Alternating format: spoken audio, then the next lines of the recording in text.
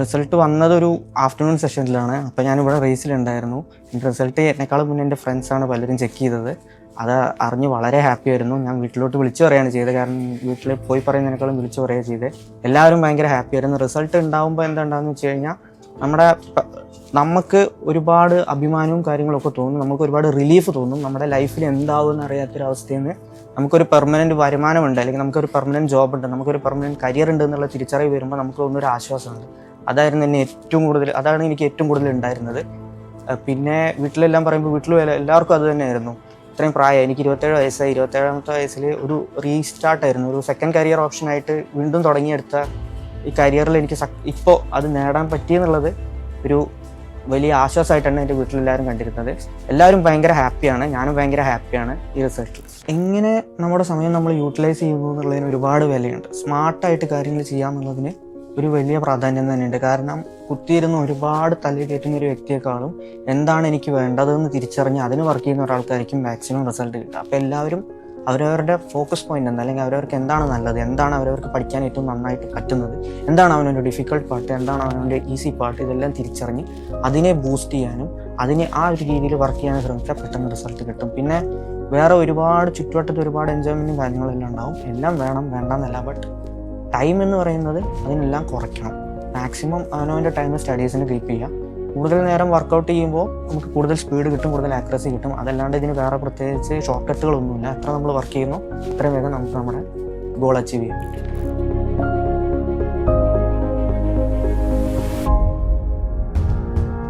Hi, എൻ്റെ പേര് കൃഷ്ണകുമാർ. എൻ്റെ വീട് പട്ടാമ്പിയാണ്. ഞാൻ കഴിഞ്ഞ 2024-25 SBI junior associate exam clear ചെയ്തു. ഞാൻ 2024 ഏപ്രിലാണ് വരാന്ത റേസിൽ വന്ന് ചേർന്നത്. എനിക്ക് 2025 ജൂണോടെ റിസൾട്ട് കിട്ടി. ഒരു വർഷം കൊണ്ട് തന്നെ റിസൾട്ട് കിട്ടി. ഇവിടെ 2020 എഞ്ചിനീയറിംഗ് പാസ് ഔട്ട് ആയതിനു ശേഷം കുറച്ച് നാൾ വർക്ക് ചെയ്ത് അതിനുശേഷം പിന്നീടാണ് ഞാൻ ബാങ്കിങ് എന്നൊരു സെക്ടറിലേക്ക് ഇറങ്ങിയത്. ആദ്യമൊക്കെ പറ്റുമോ പറ്റില്ല എന്ന് ഒരുപാട് സംശയങ്ങളുണ്ടായിരുന്നു. പിന്നീട് ഇവിടുത്തെ മെൻറ്റേഴ്സിൻ്റെയും സാറന്മാരുടെയൊക്കെ സപ്പോർട്ടും ഹെൽപ്പും കാരണം എനിക്കത് നേടാൻ പറ്റി. ഞാൻ ഇവിടെ 2024 വന്ന് ചേരുമ്പോൾ വീണ്ടും എനിക്ക് ഒന്നേച്ചിട്ട് പഠിക്കുന്നൊരു രീതിയാണ് ഉണ്ടായിരുന്നത്. പിന്നീട് ഞാനത് പതുക്കെ വർക്ക് ചെയ്ത് കയറ്റിക്കൊണ്ടുന്നതാണ്. സാറന്മാർ ഒരുപാട് ഹെൽപ്പ് ചെയ്തിട്ടുണ്ട്. വരാന്ത റേസിൽ നിന്ന് ഒരുപാട് ഹെൽപ്പ് കിട്ടിയിട്ടുണ്ട്. പിന്നെ നിങ്ങൾക്ക് കാണുന്ന പോലെ ഞാനിപ്പോൾ ഇരിക്കുന്നത് ലാബിലാണ്. ഈ ലാബ് ഒരുപാട് എന്നെ ഹെൽപ്പ് ചെയ്തിട്ടുണ്ട്. ഒരു 6-7 മാസത്തോളം ഈ ലാബിൽ തന്നെയായിരുന്നു എൻ്റെ ജീവിതം. എൻ്റെ ലൈഫിൻ്റെ ഒരു 24 മണിക്കൂറിൽ ഒരു 13-14 മണിക്കൂർ ഞാൻ ഈ ലാബിൽ തന്നെ ഇരുന്നിട്ടുള്ളത്. ബാക്കി സമയമാണ് ഹോസ്റ്റലിൽ തന്നെ കിട്ടിയിട്ടുള്ളൂ. ഹോസ്റ്റലിൽ തന്നെ എൻ്റെ ഫ്രണ്ട്സൊന്നും പലരും എന്നെ കണ്ടിട്ടില്ല. സിസ്റ്റമാറ്റിക്കായിട്ട് ഒരുപാട് വർക്ക് ചെയ്തു, ഒരുപാട് കഷ്ടപ്പെട്ടു, ഒരുപാട് പേരെ ഹെൽപ്പ് കിട്ടി. മെൻറ്റേഴ്സ് ആയിട്ടാണെങ്കിലും സാറന്മാരായിട്ടാണെങ്കിലും ഒക്കെ ഒരുപാട് പേരുടെ ഹെൽപ്പ് കിട്ടി. പിന്നെ എൻ്റെ സ്ട്രാറ്റജി എന്ന് പറയുമ്പോൾ മോക്ക് ആൻഡ് അനാലിസിസ് അത് തന്നെയാണ് ഞാൻ ചെയ്തിരുന്നത്. ആദ്യമൊക്കെ തുടക്കത്തിൽ എനിക്ക് 1-2 മോക്കൊക്കെ ഒരു ദിവസം ചെയ്യാൻ പറ്റിയിരുന്നു. ബട്ട് അനാലിസിസ് ഞാൻ പ്രോപ്പറായിട്ട് ചെയ്തിരുന്നു. പിന്നെ എനിക്കത് എണ്ണം കൂട്ടാൻ പറ്റി. എൻ്റെ ആക്യുറസി, കാര്യങ്ങൾ, സ്പീഡെല്ലാം എനിക്ക് കൂട്ടാൻ പറ്റി. പിന്നെ 4 മൂക്ക് 5 മൂക്ക് വരെ ഒരു ദിവസം ചെയ്യലും അതിൻ്റെ അനാലിസിസും ഞാൻ പ്രോപ്പറായി ചെയ്തിരുന്നു. പിന്നെ ഗ്രൂപ്പായിട്ടുള്ള സ്റ്റഡീസും കാര്യങ്ങളെല്ലാം ഇവിടെ കൂടെയുള്ളവരാണെങ്കിലും എല്ലാവരും ഒരേ ഗോൾ ഓറിയൻ്റ് ആയിട്ടുള്ള ആൾക്കാരായതുകൊണ്ട് നമുക്ക് വളരെ എളുപ്പമായിരുന്നു കാര്യങ്ങളെല്ലാം. പഠിക്കാനാണെങ്കിൽ എല്ലാത്തിനും ഒരിക്കലും ഒരു സഫോക്കേഷനോ അല്ലെങ്കിൽ നമ്മളെ വല്ലാണ്ട് ബുദ്ധിമുട്ടിക്കുന്ന രീതിയിലുള്ളൊരു പഠിത്തമൊന്നും ഇവിടെ ഉണ്ടായിട്ടില്ല. വളരെ ഈസി ഗോയിങ് ആയിട്ട് വളരെ സുഖമായിട്ട് തന്നെ പഠിച്ചു കയറാൻ പറ്റി. പിന്നെ ഒരു കൊല്ലം കൊണ്ട് തന്നെ അത് കാരണം റിസൾട്ട് നേടാൻ പറ്റി. പിന്നെ പറയുകയാണെങ്കിൽ ഇവിടുത്തെ മെൻറ്റേഴ്സും കാര്യങ്ങളെല്ലാം നമുക്ക് എന്ത് സംശയങ്ങൾ എപ്പോൾ ഉണ്ടെങ്കിലും നമുക്ക് അവരോട് എപ്പോൾ വേണമെങ്കിലും ചോദിക്കാൻ പറ്റുമായിരുന്നു. ഞാൻ എൻ്റെ സംശയങ്ങളെല്ലാം ഓൺ ദി സ്പോട്ട് ക്ലിയർ ചെയ്യായിരുന്നു. ഒരുപാട് നാൾ വെയിറ്റ് ചെയ്യിപ്പിക്കാൻ അല്ലെങ്കിൽ പിന്നീട് വെക്കാനൊന്നും നിൽക്കില്ല. നമുക്ക് ഇവരുടെ എല്ലാം കോൺടാക്ട് ഡീറ്റെയിൽസ് എപ്പോഴും കയ്യിലുണ്ടാവുമായിരുന്നു. അപ്പോൾ എന്തെങ്കിലും കാര്യങ്ങൾ നമുക്ക് അറിയണമെങ്കിൽ നമ്മൾ സ്ക്രീൻഷോട്ട് എടുത്ത് ഇവർക്ക് അയച്ചു കൊടുക്കും. നമുക്ക് അപ്പോൾ തന്നെ ഉത്തരങ്ങൾ കിട്ടും. അപ്പോൾ ഒരിക്കലും എനിക്കൊരു ഡിഫിക്കൽട്ടി ഇവിടെ നിന്ന് ഉണ്ടായിട്ടില്ല. കാര്യങ്ങളെല്ലാം വളരെ പ്രോപ്പറായിട്ട് ചെയ്യാൻ പറ്റി. പിന്നെ പറയുകയാണെങ്കിൽ ഞാനും ഒരുപാട് അത്ര റിച്ച് ആയിട്ടുള്ളൊരു ഫാമിലി ബാക്ക്ഗ്രൗണ്ടിൽ നിന്നല്ല. പക്ഷേ എന്നാലും ഇപ്പോൾ എനിക്കൊരു വിശ്വാസമുണ്ട് എനിക്കിനി എൻ്റെ ഫാമിലീനെ സപ്പോർട്ട് ചെയ്യാൻ പറ്റുമെന്ന്. ഫാമിലി സപ്പോർട്ട് ഒരുപാടുണ്ടായിരുന്നു, പ്രത്യേകിച്ച് എൻ്റെ അമ്മയൊക്കെ. ഇതിൻ്റെയൊക്കെ പുറത്താണ് അമ്മയുടെയും അനിയന്മാരുടെയൊക്കെ സപ്പോർട്ടിൻ്റെ പുറത്താണ് ഞാനിത് നേടിയെടുത്തത്. പിന്നെ ഇവിടെ വന്നപ്പോഴും അതെ, അറ്റ്മോസ്ഫിയർ എല്ലാം വളരെ പ്രോപ്പർ ആയതുകൊണ്ട് തന്നെ എനിക്കൊരിക്കലും ഒരു ബുദ്ധിമുട്ടൊന്നും ഉണ്ടായിട്ടില്ല. എനിക്ക് ഈ അച്ചീവ്മെൻറ്റ് കിട്ടിയതിൽ ഞാൻ റേസിനോട് ഒരുപാട് നന്ദി പറയുന്നുണ്ട്. എൻ്റെ വീട്ടുകാരോട് ഒരുപാട് നന്ദി പറയുന്നുണ്ട്. ഫ്രണ്ട്സിനോട് ഒരുപാട് നന്ദി പറയുന്നുണ്ട്. ഒരുപാട് പേരുടെ സപ്പോർട്ടുണ്ട്. പറഞ്ഞു തീർന്ന ആരെങ്കിലും വിട്ടുപോകുന്നു മേടിച്ചിട്ടാണ് പറയാതിരിക്കുന്നത്. ഇതൊക്കെയാണ് എൻ്റെ ലൈഫ്. ഒരു റീസ്റ്റാർട്ടായിരുന്നു എല്ലാം. സർവൈവൽ എല്ലാം തുടങ്ങി ഒരു വട്ടം അവസാനിച്ചെന്ന് കരുതി പിന്നെയും തുടങ്ങി, പിന്നെ അങ്ങനെയാണ് ഇപ്പോൾ ഇവിടെ എത്തിയത്. അതിൽ ഏറ്റവും കൂടുതൽ സഹായിച്ചത് റേസാണെന്ന് എങ്ങനെയാണെങ്കിലും പറയാം. എനിക്ക് ഏറ്റവും ഡിഫിക്കൽട്ടായി തോന്നിയിരുന്ന സബ്ജക്റ്റ് എപ്പോഴും മാത്സ് ആയിരുന്നു. പിന്നെ ഇംഗ്ലീഷിൻ്റെ ബേസ് എനിക്ക് അത്ര പ്രശ്നം ഉണ്ടായിരുന്നില്ല. I was okay with English. പിന്നെ റീസണിങ് അതുകൊണ്ട് തന്നെ എനിക്ക് ഒരുപാട് ബുദ്ധിമുട്ടിച്ചിട്ടില്ല. മാത്സ് ആയിരുന്നു എനിക്ക് ഇപ്പോഴും ബുദ്ധിമുട്ട്, അത് ഇപ്പോഴും ബുദ്ധിമുട്ട് തന്നെയാണ്. ബട്ട് എപ്പോഴും ഞാനൊരു ആവറേജ് ലെവൽ കീപ്പ് ചെയ്യാൻ ശ്രമിച്ചിട്ടുണ്ട്. ഈ മാത്സ് എന്ന് പറയുന്ന സബ്ജക്റ്റ് എനിക്ക് ഡിഫിക്കൽട്ട് ആയതുകൊണ്ട് അതിൽ ഞാനൊരു ആവറേജ് ലെവൽ കീപ്പ് ചെയ്യാൻ ശ്രമിച്ചു. ബാക്കി രണ്ടിലും എക്സൽ ചെയ്യാൻ ശ്രമിച്ചു. അപ്പോൾ ഡിഫിക്കൽട്ടായത് എന്താണോ, അതിൽ നമുക്ക് പറ്റുന്നത് എന്താണോ അത് വൃത്തിയായിട്ട് പഠിച്ചു കഴിഞ്ഞാൽ നമുക്കതിൽ നമ്മുടേതായ ഒരു ലെവൽ കീപ്പ് ചെയ്യാൻ പറ്റും. അപ്പോൾ അത് വെച്ചിട്ട് നമുക്ക് എക്സാം എന്തായാലും ക്ലിയർ ചെയ്യാൻ പറ്റും. ഡിഫിക്കൽട്ടായിട്ടുള്ള സബ്ജക്റ്റ് ഉണ്ടെന്ന് പറഞ്ഞിട്ട്, അല്ലെങ്കിൽ ഇപ്പോൾ ഒരാൾക്ക് ഇന്നതാണ് ഡിഫിക്കൽട്ട്, ഒരാൾക്ക് ഇന്നതാണ് എളുപ്പം, അങ്ങനെയൊന്നും ചിന്തിക്കേണ്ട ആവശ്യമില്ല. എല്ലാവരും ഇവിടെ തുടക്കക്കാർ തന്നെയാണ്. അപ്പോൾ നമ്മൾ നമ്മുടെ വർക്ക് സിസ്റ്റമാറ്റിക്കായിട്ട് ചെയ്യുകയാണെങ്കിൽ at the end of the day എന്തായാലും നമുക്ക് നമ്മുടെ റിസൾട്ട് കിട്ടും.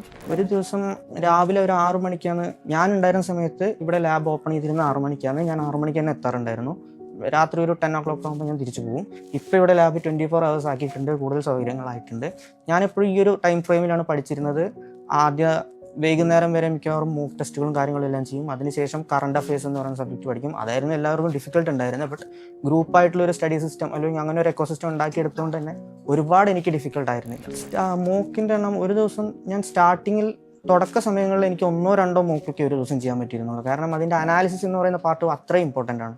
അപ്പോൾ അനാലിസിസ് എന്ന് പറയുന്നത് ചെയ്തെടുക്കാൻ എനിക്ക് ഒരുപാട് സമയം വേണ്ടി വന്നിരുന്നു തുടക്ക സമയങ്ങളിൽ. പിന്നീട് ഞാനത് കൂട്ടി എനിക്കൊരു ഓൾമോസ്റ്റ് ഒരു 4-5 മോക്ക് വരെയൊക്കെ ഒരു ദിവസം ചെയ്യാൻ പറ്റുന്ന ലെവലിലേക്ക് ഞാൻ എത്തിയിട്ടുണ്ടായിരുന്നു. അനാലിസിസ് ഉണ്ടെങ്കിലും നമ്മുടെ മൂക്കിൻ്റെ എണ്ണം കൂടുന്നവരെ നമ്മുടെ സ്പീഡും ആക്യുറസി ഓട്ടോമാറ്റിക്കലി കൂടിപ്പോരും. അപ്പോൾ അതുകൊണ്ട് മൂക്ക് എന്ന് പറയുന്നത് കൺസിസ്റ്റൻ്റായി ചെയ്ത് ഈ എക്സാമിന് മുന്നേയൊക്കെ ഞാൻ ഓൾമോസ്റ്റ് 4-5 മോക്ക് വരെ ഒരു ദിവസം ചെയ്ത് അനാലിസിസ് ചെയ്ത് തീർത്തിട്ടുണ്ട്. റിസൾട്ട് വന്നത് ഒരു ആഫ്റ്റർനൂൺ സെഷനിലാണ്. അപ്പോൾ ഞാനിവിടെ റേസിലുണ്ടായിരുന്നു. റിസൾട്ട് എന്നെക്കാളും മുന്നേ എൻ്റെ ഫ്രണ്ട്സാണ് പലരും ചെക്ക് ചെയ്തത്. അത് അറിഞ്ഞ് വളരെ ഹാപ്പി ആയിരുന്നു. ഞാൻ വീട്ടിലോട്ട് വിളിച്ചു പറയുകയാണ് ചെയ്തത്. കാരണം വീട്ടിൽ പോയി പറയുന്നതിനേക്കാളും വിളിച്ചു പറയുക ചെയ്തത്. എല്ലാവരും ഭയങ്കര ഹാപ്പി ആയിരുന്നു. റിസൾട്ട് ഉണ്ടാകുമ്പോൾ എന്താണെന്ന് വെച്ച് കഴിഞ്ഞാൽ നമുക്ക് ഒരുപാട് അഭിമാനവും കാര്യങ്ങളൊക്കെ തോന്നും. നമുക്ക് ഒരുപാട് റിലീഫ് തോന്നും. നമ്മുടെ ലൈഫിൽ എന്താവുമെന്ന് അറിയാത്തൊരവസ്ഥയിൽ നിന്ന് നമുക്കൊരു പെർമനൻറ്റ് വരുമാനമുണ്ട്, അല്ലെങ്കിൽ നമുക്കൊരു പെർമനൻറ്റ് ജോബ് ഉണ്ട്, നമുക്കൊരു പെർമനൻറ്റ് കരിയർ ഉണ്ട് എന്നുള്ള തിരിച്ചറിവ് വരുമ്പോൾ നമുക്ക് ഒന്നൊരു ആശ്വാസമുണ്ട്. അതാണ് എനിക്ക് ഏറ്റവും കൂടുതൽ ഉണ്ടായിരുന്നത്. പിന്നെ വീട്ടിലെല്ലാം പറയുമ്പോൾ വീട്ടിൽ എല്ലാവർക്കും അത് തന്നെയായിരുന്നു. ഇത്രയും പ്രായം എനിക്ക് 27 വയസ്സായി. 27ാമത്തെ വയസ്സിൽ ഒരു റീസ്റ്റാർട്ടായിരുന്നു, ഒരു സെക്കൻഡ് കരിയർ ഓപ്ഷനായിട്ട് വീണ്ടും തുടങ്ങിയെടുത്ത ഈ കരിയറിൽ എനിക്ക് ഇപ്പോൾ അത് നേടാൻ പറ്റിയെന്നുള്ളത് ഒരു വലിയ ആശ്വാസമായിട്ടാണ് എൻ്റെ വീട്ടിലെല്ലാവരും കണ്ടിരുന്നത്. എല്ലാവരും ഭയങ്കര ഹാപ്പിയാണ്, ഞാനും ഭയങ്കര ഹാപ്പിയാണ് ഈ റിസൾട്ടിൽ. 2020 എഞ്ചിനീയറിംഗ് പാസ് ഔട്ടായിട്ട് അവിടെ നിന്ന് തന്നെ എനിക്ക് പ്ലേസ്മെൻറ്റ് കിട്ടി. ഞാൻ ഗുജറാത്തിലായിരുന്നു വർക്ക് ചെയ്തിരുന്നത്. ഒരു 3 വർഷം ഞാൻ ഗുജറാത്തിൽ വർക്ക് ചെയ്തു. അതിനുശേഷം ഒരു ചെറിയ ഇഞ്ചുറി ഉണ്ട് എനിക്ക് ഓയിൽ റിഫൈനറിയിൽ വെച്ചിട്ട്. അത് കാരണം എനിക്ക് അവിടെ നിർത്തേണ്ടി വന്നു. പിന്നെ നാട്ടിൽ വന്നു, ഒരു കൊല്ലത്തോളം സർജറി ചെയ്യാണ്ട് അതിൻ്റെ റെസ്റ്റ് കാര്യങ്ങളെല്ലാം ഉണ്ടായി. അതിനുശേഷം എന്നോട് ഡോക്ടർ പറഞ്ഞത് പഴയ വർക്കിന് പോകാൻ പറ്റില്ല എന്നാണ്. അപ്പോൾ അങ്ങനെ ഒരു സന്ദർഭത്തിൽ ഇനി എന്ത് എന്നുള്ളൊരു ചോദ്യം വന്നപ്പോൾ ഒരുപാട് ഇരുന്ന് ആലോചിച്ച്, ഒരുപാട് പേരോട് അന്വേഷിച്ച്, ഒരുപാട് പേരുടെ നിർദ്ദേശങ്ങളെല്ലാം അറിഞ്ഞിട്ട് പിന്നെയാണ് ഞാൻ സെലക്ട് ചെയ്തത് ബാങ്ക് എന്ന് പറയുന്നൊരു ഓപ്ഷൻ. അങ്ങനെ അവസാനം 2024 ഞാൻ ഇവിടെ വന്ന് ബാങ്കിങ്ങിന് ചേർന്നു. പിന്നെ ഇത് നേടാന്നുള്ളത് ഇനി എനിക്കൊരു അത്യാവശ്യമായതുകൊണ്ട് ഞാൻ എൻ്റെ മാക്സിമം എഫേർട്ട് ഇതിലെടുത്തിട്ടു.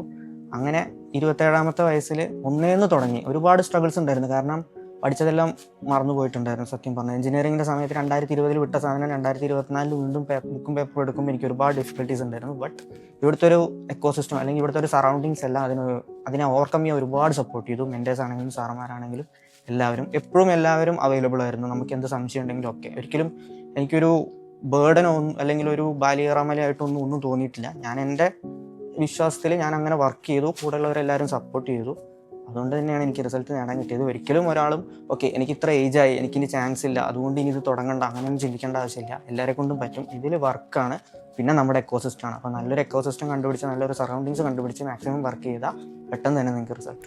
കാലിക്കറ്റിലേക്ക് വന്നത് എൻ്റെ അമ്മേനോട് വേറൊരാൾ സജസ്റ്റ് ചെയ്ത് കൊടുത്ത് വേറൊരു ഇൻസ്റ്റിറ്റ്യൂട്ടായിരുന്നു. അപ്പോൾ നമ്മൾ ആ ഇൻസ്റ്റിറ്റ്യൂട്ട് പോകുന്ന വഴിക്കാണ് വരാന്ത റൈസിൻ്റെ ബിൽഡിംഗ് കണ്ടത്. അപ്പോൾ കുറച്ചും കൂടെ ഒരു ഇൻഫ്രാസ്ട്രക്ചറും കാര്യങ്ങളെല്ലാം നല്ലതെന്ന് തോന്നിയപ്പോഴാണ് ഞാനിവിടെ ആദ്യം വന്ന് കയറിയത്. പിന്നെ നോക്കിയപ്പോൾ എനിക്ക് ഏറ്റവും കൂടുതൽ അട്രാക്ട് ചെയ്ത ഫീച്ചർ ഇവിടെ ഓഫീസിൽ പിന്നെ തന്നെ നമുക്ക് വലിയൊരു ലാബ് ആൻഡ് ലൈബ്രറി കാണാൻ പറ്റുമായിരുന്നു.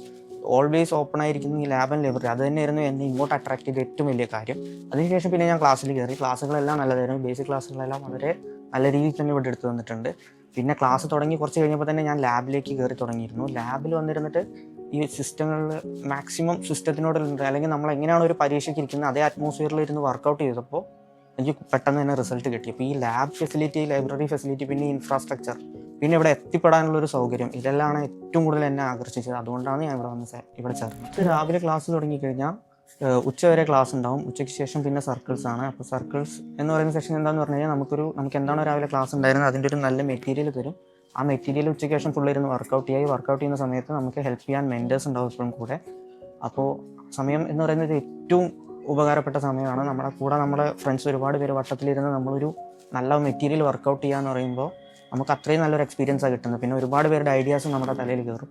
അപ്പോൾ അത് വെച്ച് നമ്മൾ വർക്ക് ചെയ്യുമ്പോൾ നമുക്ക് പെട്ടെന്ന് റിസൾട്ട് കിട്ടും. അപ്പോൾ സർക്കിൾ അതുകൊണ്ട് തന്നെ വളരെയധികം ഉപകാരപ്രദമായി. എങ്ങനെ നമ്മുടെ സമയം നമ്മൾ യൂട്ടിലൈസ് ചെയ്യുന്നു എന്നുള്ളതിന് ഒരുപാട് വിലയുണ്ട്. സ്മാർട്ടായിട്ട് കാര്യങ്ങൾ ചെയ്യാമെന്നുള്ളതിന് ഒരു വലിയ പ്രാധാന്യം തന്നെയുണ്ട്. കാരണം കുത്തിയിരുന്ന് ഒരുപാട് തലയിൽ കയറ്റുന്ന ഒരു വ്യക്തിയെക്കാളും എന്താണ് എനിക്ക് വേണ്ടതെന്ന് തിരിച്ചറിഞ്ഞ് അതിന് വർക്ക് ചെയ്യുന്ന ഒരാൾക്കായിരിക്കും മാക്സിമം റിസൾട്ട് കിട്ടുക. അപ്പോൾ എല്ലാവരും അവരവരുടെ ഫോക്കസ് പോയിന്റ് എന്താ, അല്ലെങ്കിൽ അവരവർക്ക് എന്താണ് നല്ലത്, എന്താണ് അവരവർക്ക് പഠിക്കാൻ ഏറ്റവും നന്നായിട്ട് പറ്റുന്നത്, എന്താണ് അവനവൻ്റെ ഡിഫിക്കൽട്ട് പാർട്ട്, എന്താണ് അവനവൻ്റെ ഈസി പാർട്ട്, ഇതെല്ലാം തിരിച്ചറിഞ്ഞ് അതിനെ ബൂസ്റ്റ് ചെയ്യാനും അതിനെ ആ ഒരു രീതിയിൽ വർക്ക് ചെയ്യാനും ശ്രമിച്ചാൽ പെട്ടെന്ന് റിസൾട്ട് കിട്ടും. പിന്നെ വേറെ ഒരുപാട് ചുറ്റുവട്ടത്ത് ഒരുപാട് എൻജോയ്മെൻറ്റും കാര്യങ്ങളെല്ലാം ഉണ്ടാവും. എല്ലാം വേണം, വേണ്ടെന്നല്ല. ബട്ട് ടൈം എന്ന് പറയുന്നത് അതിനെല്ലാം കുറയ്ക്കണം. മാക്സിമം അവനവൻ്റെ ടൈം സ്റ്റഡീസിന് കീപ്പ് ചെയ്യുക. കൂടുതൽ നേരം വർക്കൗട്ട് ചെയ്യുമ്പോൾ നമുക്ക് കൂടുതൽ സ്പീഡ് കിട്ടും, കൂടുതൽ ആക്യുറസി കിട്ടും. അതല്ലാണ്ട് ഇതിന് വേറെ പ്രത്യേകിച്ച് ഷോർട്ട് കട്ടുകളൊന്നുമില്ല. എത്ര നമ്മൾ വർക്ക് ചെയ്യുന്നു അത്രയും വേഗം നമുക്ക് നമ്മുടെ ഗോൾ അച്ചീവ് ചെയ്യാൻ പറ്റും. പിന്നെ ഇപ്പോൾ ഈ അച്ചീവ് ചെയ്തതിൽ ഒരുപാട് പേരോട് നന്ദി പറയാനുണ്ട്. പറഞ്ഞു തുടങ്ങി കഴിഞ്ഞൊരു നീണ്ട ലിസ്റ്റ് തന്നെയുണ്ട്. ആരെങ്കിലും കിട്ടും. എപ്പോഴും ആദ്യം എന്ന് പറയുന്നത് എൻ്റെ ഫാമിലി തന്നെയാണ്. അവരൊരിക്കലും എന്നെ തളർത്തിയിട്ടോ കാര്യങ്ങളൊന്നുമില്ല. ഏറ്റവും കൂടുതൽ എന്നെ സപ്പോർട്ട് ചെയ്തത് എൻ്റെ അമ്മയാണ്. അപ്പം അമ്മയുടെ സപ്പോർട്ടില്ലായിരുന്നു വെച്ചാൽ ഒരിക്കലും നേടാൻ പറ്റുമെന്ന് എനിക്ക് തോന്നിയിട്ടില്ല. പിന്നെ എൻ്റെ ബ്രദേഴ്സ് ആണെങ്കിലും അച്ഛനാണെങ്കിലും ഒക്കെ ഫാമിലി സപ്പോർട്ട് വളരെയധികം എനിക്കുണ്ടായിരുന്നു. അതുകൊണ്ട് തന്നെ അവരോടാണ് ഞാൻ ഏറ്റവും കൂടുതൽ നന്ദി പറയുന്നത്. പിന്നെ ഞാൻ ഇവിടെ വന്നപ്പോൾ എനിക്ക് ഉണ്ടാക്കി തന്ന അറ്റ്മോസ്ഫിയർ, വരാന്തറൈസ് ഉണ്ടാക്കി തന്ന അറ്റ്മോസ്ഫിയർ, അല്ലെങ്കിൽ വരാന്തറൈസ് എന്ന് പറയുന്ന സ്ഥാപനത്തോട് ഒരുപാട് നന്ദിയുണ്ട്. അതിനുശേഷം ചുറ്റും കിട്ടിയ ഒരുപാട് ഫ്രണ്ട്സ് എന്ന് പറയുമ്പോൾ പലപ്പോഴും ഭക്ഷണം കഴിക്കാണ്ട് വന്നപ്പോൾ ഭക്ഷണം കൊണ്ടുവന്ന ഫ്രണ്ട്സ് പോലും ഉണ്ട് എനിക്ക്. അപ്പോൾ അങ്ങനെ ഇവിടെ നിന്ന് എനിക്ക് കിട്ടിയിട്ടുള്ള ഒരു ഫ്രണ്ട്ഷിപ്പ് അല്ലെങ്കിൽ ഒരു സർക്കിൾ എന്ന് പറയുന്നത് അത്രയും വലുതാണ്. അവരോടൊക്കെ ഒരുപാട് നന്ദിയുണ്ട്. എത്ര പറഞ്ഞാലും ആ കടപ്പാട് തീർന്നു പോവില്ല. Always I am thankful to വരാന്തറൈസിനോടും എൻ്റെ ഫാമിലിനോടും പിന്നെ എൻ്റെ ഫ്രണ്ട്സിനോടും എപ്പോഴും ഞാൻ കടപ്പെട്ടിരിക്കും.